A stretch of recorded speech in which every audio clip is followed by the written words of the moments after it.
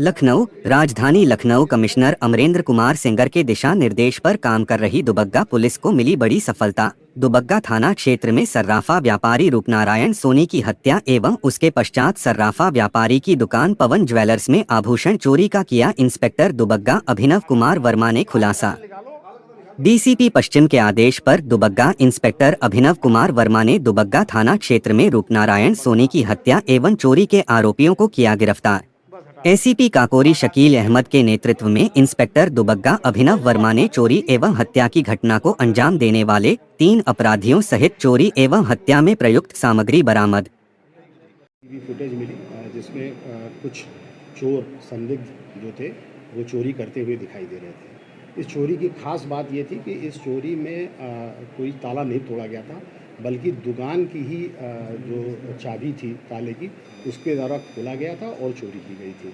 इससे ये स्पष्ट था कि कोई ऐसा है जो रूपनारायण सोनी को जानता है। इस बिंदु पर भी जांच जारी थी और जब चोरी करने वाले 3 संदिग्ध पकड़े गए और उनसे पूछताछ कड़ाई से हुई तो उन्होंने पूरी घटना को इकबाल किया और उनके द्वारा बताया गया कि उनकी 2 नाबालिग मौसेरी बहनें हैं जिन्होंने कुछ सामान अपना दिसंबर 24 में रूपनारायण सोनी के यहाँ गिरवी पे रखा था और उसका कुछ पैसा भी उन्हें मिला था और उसके बाद उनको हर महीने कुछ ब्याज चुकता करना था। फरवरी के महीने का ब्याज चुकता न करने के बाद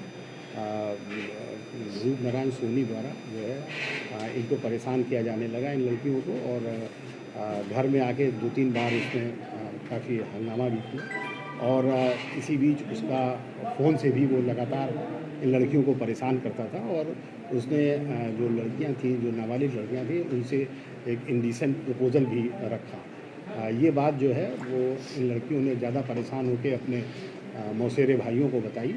उन मौसेरे भाइयों और इन्होंने मिलकर एक षड्यंत्र रचा और उसको रूपनारायण सोनी को 18 तारीख को फ़ोन से अपने घर बुलाया, जो कि दुबग्गा क्षेत्र में ही उनका घर था, और उसके बाद वहाँ पर जैसे ही वो पहुँचा उसकी ईंट से जो है मार के हत्या कर दी।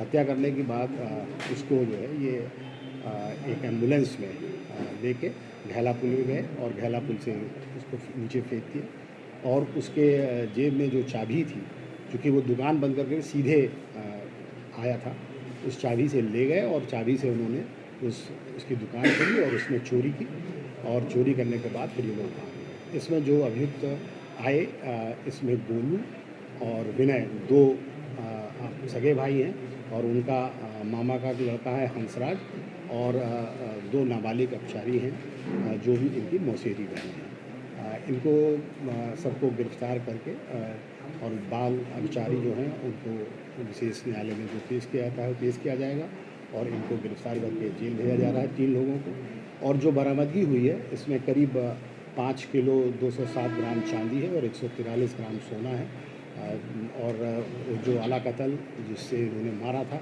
वो भी बरामद हुआ है। वो एम्बुलेंस जो एम्बुलेंस से ये रूपनारायण सोनी की डेड बॉडी को घैला पुल पे फेंकने गए थे वो भी बरामद की गई है। मृतक के और चप्पल कपड़े जो उतारे गए थे वो भी बरामद हुए हैं।